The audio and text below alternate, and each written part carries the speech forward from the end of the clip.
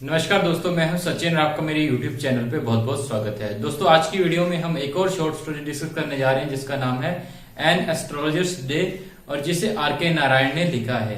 इस कहानी को पब्लिश किया गया था 1947 में द इंडियन पब्लिकेशंस में और ये कहानी फर्स्ट चैप्टर है हमारी शॉर्ट स्टोरी कलेक्शन जिसे आर.के. नारायण ने लिखा था, famous short story collection Malgudi days की। मालगुडी डेज का ये फर्स्ट चैप्टर है। मालगुडी डेज जिसे टेलीविजन पे टेलीकास्ट किया गया था 2006 में। बहुत ही कमाल की स्टोरी है। एक यंग मैन के बारे में है जो गैम्बलिंग करता है, शराब पीता है। एक इंसान को लड़ाई हो जाती है उसकी एक इंसान के साथ और जिसको वो स्टैब कर देता है, छुरा को बो देता है जिसको, और कुएं में फेंक के एक दूर सिटी में भाग जाता है सोच के कि शायद वो इंसान मर गया है। लेकिन बाद में वो किसी शहर में चला जाता है, वहां पे एज एन एस्ट्रोलॉजर सेटल हो जाता है और कुछ सालों बाद जब उसे पता चलता है कि वो इंसान जिसे उसने मरा हुआ छोड़ के भाग आया था, वो अपना गांव छोड़ के वो अभी भी जिंदा है और इस बात का पता चलने के बाद उसके दिल से बहुत बड़ा बोझ उतर जाता है। बहुत ही कमाल की स्टोरी है, बहुत ही अमेजिंग स्टोरी है। आपको बहुत ही मजा आएगा ये कहानी सुन के। तो चलिए वीडियो की शुरुआत करते हैं। तो दोस्तों, जब कहानी की शुरुआत होती है तो हमें सबसे पहले जो आर.के. नारायण हमारे राइटर हैं वो एस्ट्रोलॉजर्स के बारे में बताते हैं कि आखिर एस्ट्रोलॉजर्स कैसे होते हैं। तो सबसे पहले हमें बताया कि एस्ट्रोलॉजर्स के पास एक तो चार्ट होता है, एक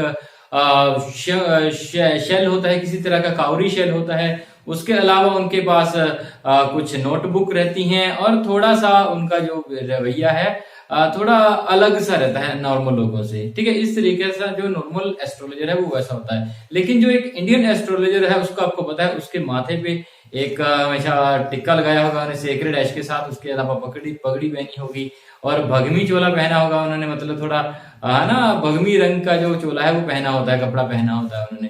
तो ऐसा ही कुछ जो एस्ट्रोलॉजर है, जो हमारा आज का एस्ट्रोलॉजर है वो भी ऐसा ही कुछ है। उसने भी पगड़ी पहनी हुई है, जो नॉर्मल टीका लगाया होता है सेक्रेड ऐश का, कपड़े भी उसने बिल्कुल साधुओं टाइप वाले पहने होते हैं। उसके पास भी एक काउरी शेल है, नोटबुक है, एक चार्ट है जिसको देख के कि वो लोगों का भविष्य बताता है। हालांकि ये जो भी चीजें उसके पास हैं ये मात्र दिखाने के लिए है कि हाँ दोस्तों ये सिर्फ दिखावे के लिए है, क्योंकि हमारा जो ये एस्ट्रोलॉजर है ये एक फ्रॉड एस्ट्रोलॉजर है। इसको एस्ट्रोलॉजी का कुछ भी पता नहीं है।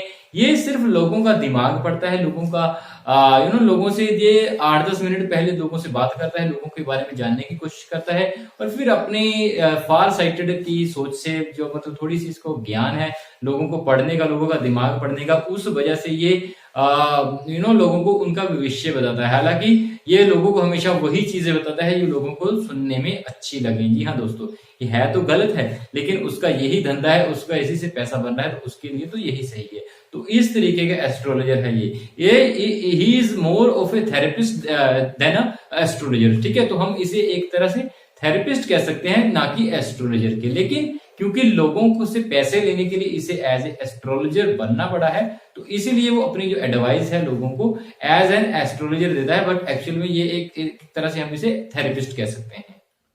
तो दोस्तों, ये जो हमारा एस्ट्रोलॉजर है इसने जो अपनी दुकान है वो एक पेड़ के नीचे लगाई हुई है। पेड़ के नीचे अपना सारा सामान इसने सेटअप किया हुआ है, पगड़ी पहनी हुई है, जैसे मैंने आपको बताया ना, पूरा एक साधु वाला इसने चोला पहना हुआ है। और इसने की जो दुकान है वो यहाँ पे जितने भी दुकानदार हैं इसके आसपास वाले वो सारे फ्रॉडस्टर हैं इसकी तरह से ही। ठीक है, एक इंसान वहां पे खाना बेचता है, बढ़िया बढ़िया स्वादिष्ट खाने बेचता है, वो भी बहुत चीप रेट में बेचता है। उसके अलावा एक डॉक्टर्स है, वो भी इस तरीके का ही उस तरीके का इलाज करता है, मतलब वो भी एक तरह का फ्रॉड ही है। उसके अलावा एक कपड़ों की दुकान है, वो कपड़ों की दुकान भी वो पुराने कपड़े बेचते हैं, है ना। एक और दुकान है जो स्टोलन सामान बेचते हैं, चोरी किया हुआ सामान बेचते हैं। अब इन सभी दुकानों की अपनी अपनी एक लाइट्स हैं, चमकदार लाइट है इनकी, जो जगमगाती लाइटें रखी हुई हैं इन्होंने। लेकिन जो हमारा एस्ट्रोलॉजर है इसने अपनी खुद की कोई भी लाइट नहीं रखी है, ये दूसरों लोगों की लाइट बोरो करता है। मतलब जो खाने वाले की जो लाइट है वो सीधी इसकी दुकान पे पड़ जाती है, या जो कपड़े बेचने वाला है उसकी लाइट इसकी दुकान पे पड़ जाती है, तो उस वजह से इससे दिखाई देता है। तो ये उनकी लाइट बोरो करता है, इसकी खुद की कोई लाइट नहीं है। तो ऐसी जगह पे इसने अपना सेटअप किया हुआ है यहाँ पे कि लोग अक्सर आते रहते हैं। जब लोग खाना पीना खाते हैं तो उसके बाद वो देखते हैं कि यहाँ पे तो एक एस्ट्रोलॉजर भी है, उसके पास जाते हैं, ये उनसे ये 2-4 बातें करता है और इसके 2-3 सेंटेंसेस हैं जो ये हर लोगों को बोलता है कि आप जितनी मेहनत करते हैं उतना आपको फल नहीं मिलता है उसका।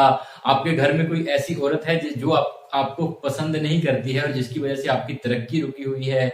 आप मतलब आपकी फैमिली में आपको कोई पसंद नहीं करता है, तो ऐसी ऐसी बातें ये बोलता है जो नॉर्मल लोगों के साथ लोग बांध देते हैं। मतलब अगर आपको मैं बोलूंगा कि आप जितनी मेहनत करते हैं आपको उतना फल नहीं मिलता है, तो फिर आपके दिमाग में आएगा ही यार हाँ ठीक है, जितने में मेहनत कर रहा हूँ उतना फल नहीं मिलता है। तो ऐसे 4-5 सेंटेंसेस, 4-5 बातें इसने रखी हुई हैं जो ये हर कस्टमर को बोलता है, और हर कस्टमर खुश हो जाता है। फिर वो कई बार वो ऐसा सोल्यूशन देता है कि आप ऐसे करो तो ऐसे होगा, मतलब कुछ ना कुछ अपने एडवाइस देता है जो बंदे को भा जाती है कि अच्छा लगता है उसको। और कई बार वो सारा उसके ग्रहों पे छोड़ देता है कि यार देखो तुम्हारी तो किस्मत ही ऐसी हुई है, तुम्हारी तो किस्मत ही फूटी हुई है, तुम्हारे तो ग्रह ही उल्टे हैं, इसमें मैं कुछ नहीं कर सकता हूँ, है ना।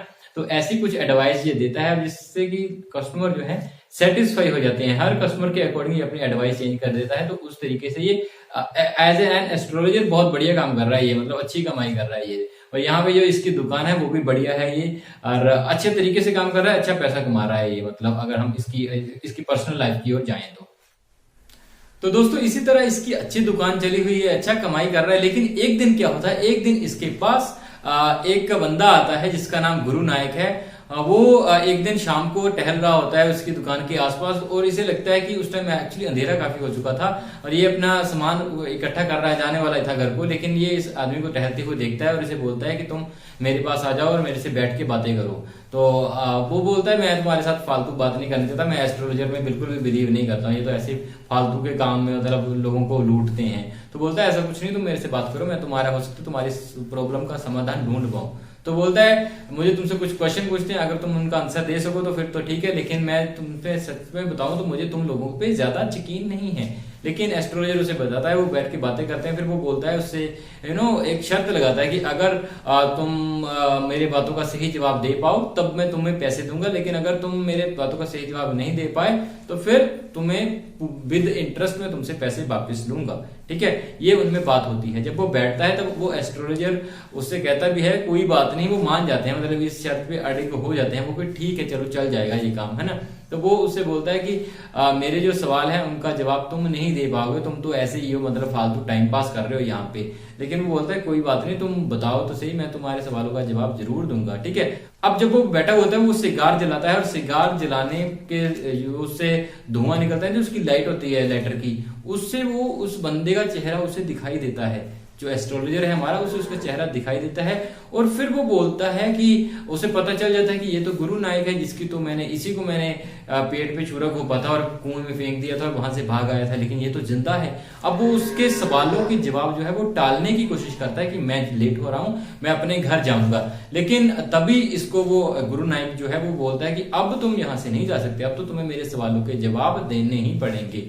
तुम बहुत बोल रहे थे ना कि मैं तुम्हारे सवालों के जवाब दे दूंगा, तो फिर अब तो तुम्हें मेरे सवालों के जवाब देने पड़ेंगे। तो वो उसे बोलता है कि ठीक है मैं तुम्हारे सवालों के जवाब दे दूंगा, लेकिन मैं तुम्हारे से इसलिए 5 रुपए लूंगा। तो वो बोलता है 5 रुपए तो मैं नहीं दे पाऊंगा। तो फिर बीच में बात होती है इनकी, और फिर वो उनकी जो बात है वो 1 रुपए पे अटक जाती है कि हाँ ठीक है 1 रुपया दे लेना तुम, अगर तुम मतलब मेरे सवालों का जवाब दे पाओ। ठीक है, तो फिर वो उससे शुरुआत करता है कि जो नॉर्मल लोगों को बोलता है कि तुम इतनी हार्ड वर्क कर रहे हो, तुम्हें पैसा नहीं मिलता है, एक औरत थी जिसकी वजह से तुम्हारा, मतलब ऐसी बातें शुरुआत करता है। बोलता है नॉनसेंस बातें मेरे साथ मत करो, ठीक है, कोई अच्छी बात तुम्हें आती है तो फिर वो बताओ। फिर वो बोलता है मुझे पता है कि तुम्हारा नाम गुरु नायक है, तुम्हें किसी आदमी ने शूरा घोंपा और मरा हुआ छोड़ दिया था, मरते हुए छोड़ दिया था, और तुम अभी उसी बंदे की तलाश में ही और तुम उसे मार देना चाहते हो।